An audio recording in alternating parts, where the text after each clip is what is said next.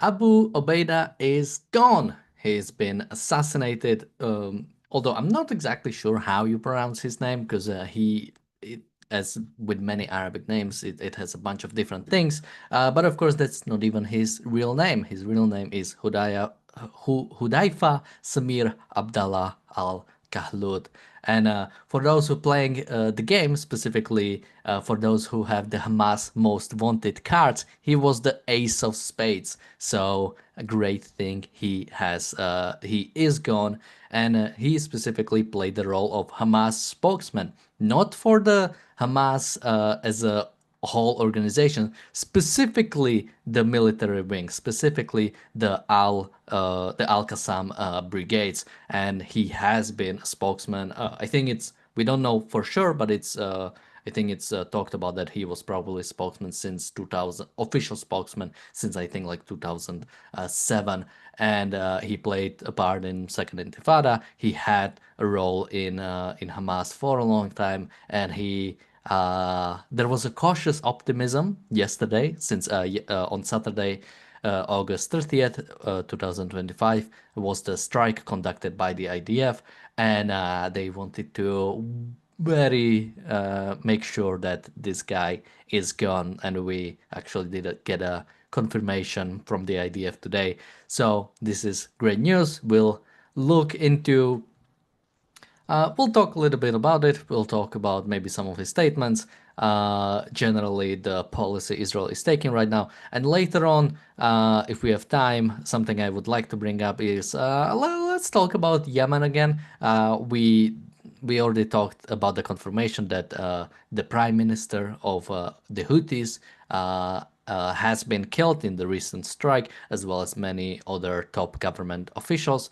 But there have been some comments on X from some people we love on this channel that I'd like to read and comment on. Now, of course, when it comes to the death of this guy, Abu Ubaidah, we do not have a confirmation from Hamas yet, since they don't have anybody to announce it. It looks like I don't think they've said anything, but yeah, it definitely seems like they are not eager to announce it.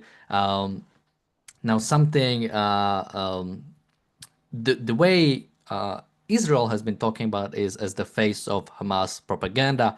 Now, funnily enough, the way I put it on the title is the mask of Hamas propaganda, since he, of course, always wore a mask, because this is what terrorists do. They try to hide their identity. Now, I believe the IDF has published in the past, I think maybe like 10 years ago, sort of his face, but it doesn't matter. He's gone either way, and that's great to see. And it's great to cover good news every once in a while. We covered the Yemen strike recently. We are covering this. I'm kind of feeling good. I'm kind of feeling like in the era of the Beeper attack, where we had like a week of like really great content or really great actions coming out of Israel, and it was all great to see. So yeah, I mean, let's talk a little bit about. I mean, I guess we can talk a little bit about this guy, at least from some of the things or some of the comments I've seen from him. So let's see what we can bring up. I mean, of course, he was as a head or sort of as a spokesman for the Hamas military wing. He was what you would expect, arguing for striking Tel Aviv, arguing for striking Israeli civilians, of course, defending all of it, calling for uh, yeah, I'm calling for terrorism. I'm trying to see if I have some interesting quotes in here. Um,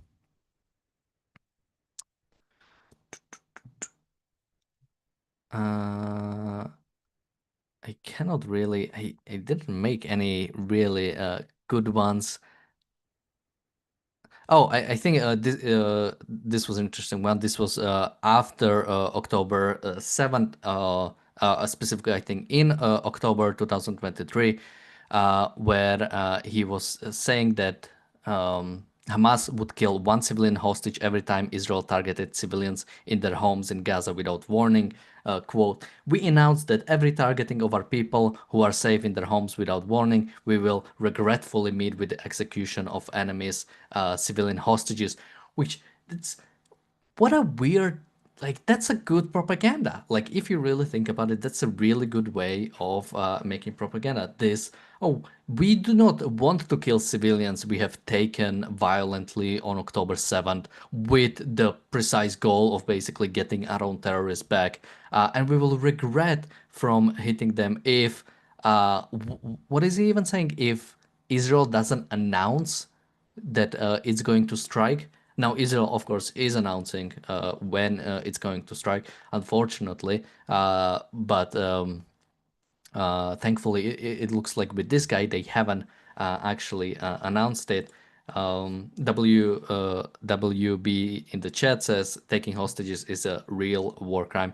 I mean, absolutely. Like, I mean, existence of Hamas itself is, I mean, talking about war crimes is already, the topic has been so muddled that it's almost impossible to talk about it. But the existence of Hamas is already a problem. There is no just way Hamas can act. There is no resistance that is okay from Hamas. Hamas is a terrorist organization. They have absolutely no legitimacy because, again, legitimacy doesn't come from some people voted you in or people decided that they want to live in a terrorist state. Legitimacy comes from acknowledgement of individual rights by a specific entity, usually government. And with that regard, Hamas has absolutely nothing. Now, in 2024, this guy Abu Obaida, and I don't know if somebody in the chat can tell me how exactly am I supposed to pronounce it, because I see a different spelling on almost every single news site and every single website. But he declared that armed resistance is a legitimate response to the, quote, Zionist occupation, which he described as colonial, fascist, genocidal, and supported by Zionists in the White House. Um, uh, and uh, uh, and apparently also after the alleged Israeli encroachment of Al-Aqsa Mosque, he called on Muslims around the world to resist Zionism by any means available. So again, it's interesting how literal spokesman for Hamas military wing, the Al-Qassam brigades, sounds exactly like Western so-called pro-Palestinians, right? This resistance to the Zionist occupation, calling Israel colonial, fascist, and genocidal. And I'm putting all of that in quotes for people on podcast. Because this is exactly what you're getting in the West. This is exactly what the same people who are calling themselves pro-Palestinians are talking about. There is literally no difference between terrorists inside of Gaza and specifically spokespeople, and just your general respected or sort of acknowledged, I don't want to say if intellectuals necessary, but sort of, I don't want to use the word influencers either, but sort of people who openly spoke about the Israeli-Palestinian conflict. They sound exactly the same, and it makes sense because, yeah, support for Palestinians is support for terrorism. It absolutely equates. Calling Israel colonial, fascist, or genocidal uh, has absolutely no basis and is I mean, when this guy is calling for Muslims around the world to resist Zionism by any means available, I mean, again, what does he mean by resist Zionism? He means go around the world and kill Jews or hunt down Jews, because we have seen that. We have seen the synagogues being burned in Australia, that specifically was kind of started by Iran, or was supported by Iran, or directly orchestrated by Iran.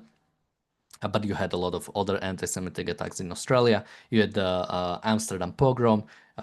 You had, I mean, killings of actual killing, murders in United States. So all over the world, people are quote resisting Zionism. But everybody knows what it means. It means go around the world and kill every single Jew you can find. We have a super chat from Bonnie. Thank you so much. Um, So we Bonnie also in the chat says maybe he went to school in the US or worked for UNRWA or just knows how to take advantage of the world is offering up on a plate. If we are talking about this guy, I believe he was born in Gaza. Somebody can correct me, but maybe I could just quickly check. Yeah, he was born in Gaza City. I think he might have went away and then went back. Now, when he became into prominence, I think there are videos of him from early to late 2000s. You can see that he's visibly young because he was born in 85. So he was around the age of 20 when he started coming into prominence. And when he became the official spokesman for the Qassam brigades, he was about 22. So yeah, talking about how Hamas is using children for their propaganda, and especially young people. The younger Hamas can get them, the more they can propagandize them. And yeah, that brings me again to the fact that people want the continued existence of Hamas in Gaza. For this to continue is I, I mean, I want to say terrifying, but it's truly evil and disgusting. So let's talk about a little bit more about Israeli policy, because again, we have the Israeli strike taking out government officials, taking out prime minister. We have now this guy finally being taken out, meaning I think, let me check the Hamas most wanted cards. I think we still have I think there's still, yeah, Khalid Mashal, who I believe is now one of the people who is sort of like the head of Hamas. I think he is at the I don't know what they call it, but basically it's like a five-member sort of council that is now the official leader of Hamas. We also have Khalid al-Haya, which I think he is also at that council. So we still have a few more people to go. But thankfully, we just had a comment from we just had a comment from the IDF that they will target Hamas wherever they are. So I think specifically, I believe both Khalid Mashal and Khalid Al Haya are currently in Qatar. So we know that as soon as Ismail Haniyeh left Qatar and went into Iran, he was quickly killed by the IDF. Let's hope we can see something similar. So we have Khalid Mashal, Khalid Al Haya, and Is Al Din Al Haddad, who's the commander of the Gaza City division of Al Qassam brigades. At least I see on Wikipedia that he hasn't been assassinated yet, so he might be. But if those people are gone, then we have all the face cards, meaning pretty much all of the prominent leadership is gone. I believe also recently the brother of Yahya Sinwar has been killed. Cannot remember his first name. Mohammed Sinwar. But he was also recently taken out. So great stuff to see, and let's hope for more. So again, when it comes to Israel policy, it's great that these people are taken out, but the end goal still has to be a complete occupation of Gaza. So this is what has to do, and that is what is currently preparing. Now, unfortunately, Israel is still allowing aid into Gaza and is still preparing or wants to keep this going on. Now, unfortunately, Israel has already gotten itself in a terrible situation where they do actually occupy large parts of Gaza. And instead of blocking the aid from the start and waiting for Hamas and Palestinians to surrender. We still need that surrender from Palestinians. Um, and hopefully we'll get it. But unfortunately, Israeli policy is not as consistent as we would want. But today I wanted to be a bit more positive, so let's cover something a little bit different or sort of relating, and it's the Houthi strike. So the Houthis have been taking out specifically the prime minister and large parts of their leadership, confirmed by both the Houthis and the IDF. And for some reason, we had some interesting comments from, well, interesting is doing a heavy lifting. We had comments from Mehdi Hassan and Cenk Uygur.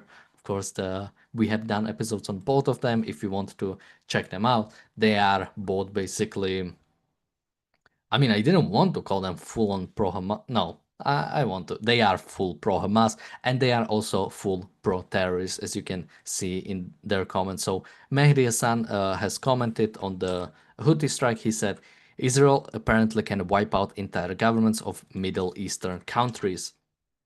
Now, funnily enough, he was community noted on X, saying that the Houthis are not the official government of Yemen, which of course is true. Yemen is currently in a civil war, and the Houthis are a terrorist organization calling for death to America.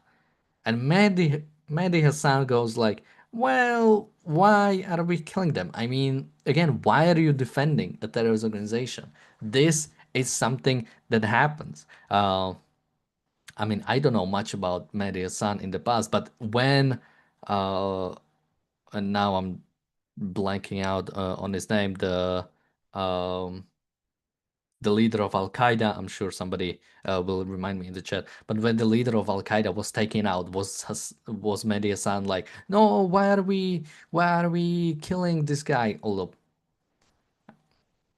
maybe, maybe he was like that. I wouldn't know. I wouldn't at this point. I don't know. Like we have him actually defending a terrorist state, defending the Houthis. Like nobody besides Iran, nobody really likes the Houthis. Not even. I mean, even when it comes to sort of well, sort of. I think Russia still helped them to some extent because they wanted it to they like that the Houthis are attacking international shipping, since Russia is not doing much international shipping um, yet. Just a reminder, we are specifically talking about Mehdi Hassan now. We'll go to Cenk in a second. Um, but again, well, let's go to the Cenk, right? So Cenk Uygur has said on this is both on X, so both Mehdi and Cenk Uygur said this on X.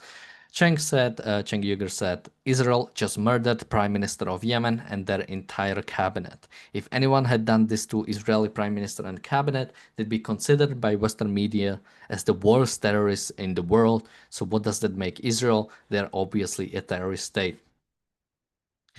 So again, sort of just a reminder to Cenk Uygur that the Houthis are not the official government of Yemen. Another reminder that the Houthis are an officially designated terrorist organization, and should have absolutely no legitimacy. Again, we do not recognize terrorist states as like official representative government.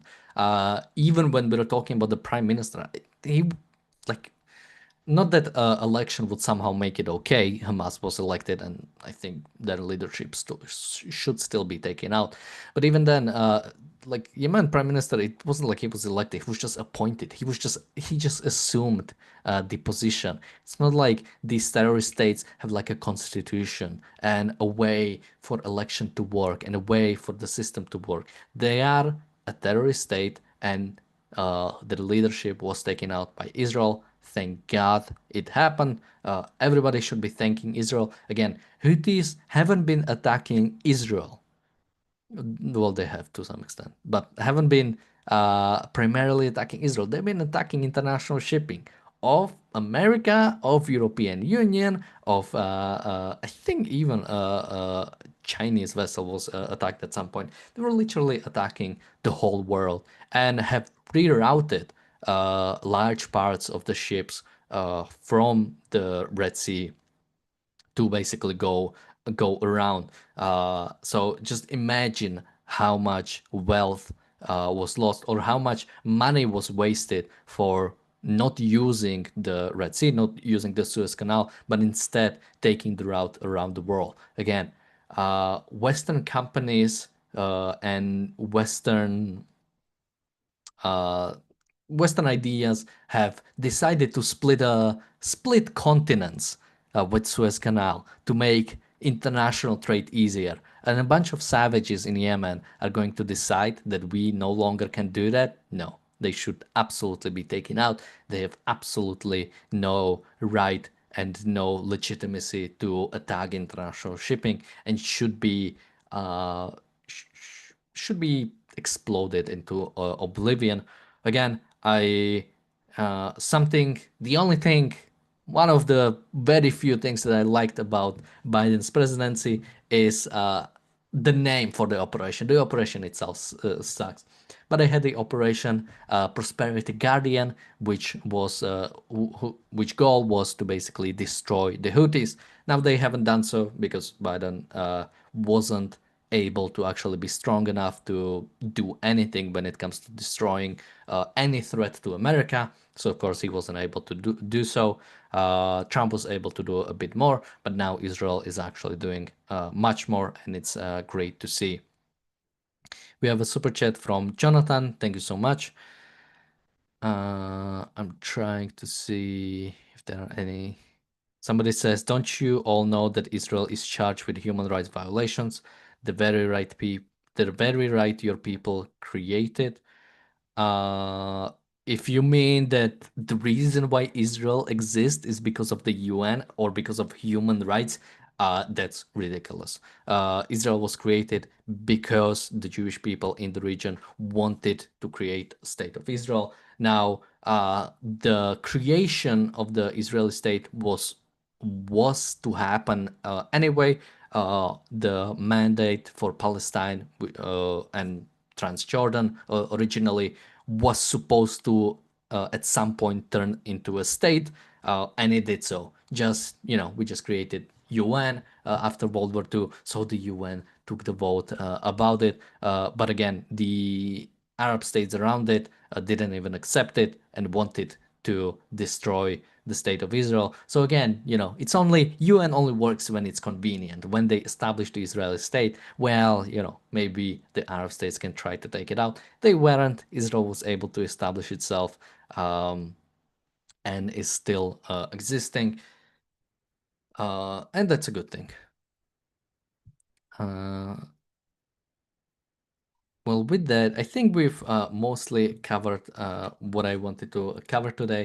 Again, it's great this guy is gone. For those who play the Hamas Most Wanted cards, he was the Ace of Spades. So make sure uh, to point that on your card.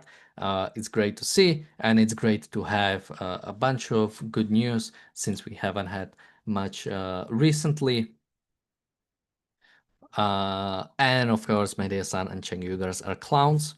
That apparently they either don't even know what they're talking about, or they are straight up trying to create propaganda, which there is a new seat open at Hamas if they would like to take it. But I'm sure they are doing a much better job in their way in the West by making this propaganda, by pushing Americans and pushing America against the one free state in the Middle East. But hopefully at some point the people will judge them for it. We can only hope. With that, uh, this is not all for today. We have the Sunday Spark. Uh, People might remember the show from 2 weeks ago. We started it, and we will be continuing with it, where we sort of meet interesting people from the objectivist world. And today we'll be talking to Megan Ribbons. So link to that is in the chat. Make sure to join us in 5 minutes. And thank you everybody for watching. We'll be back in those 5 minutes, and bye bye.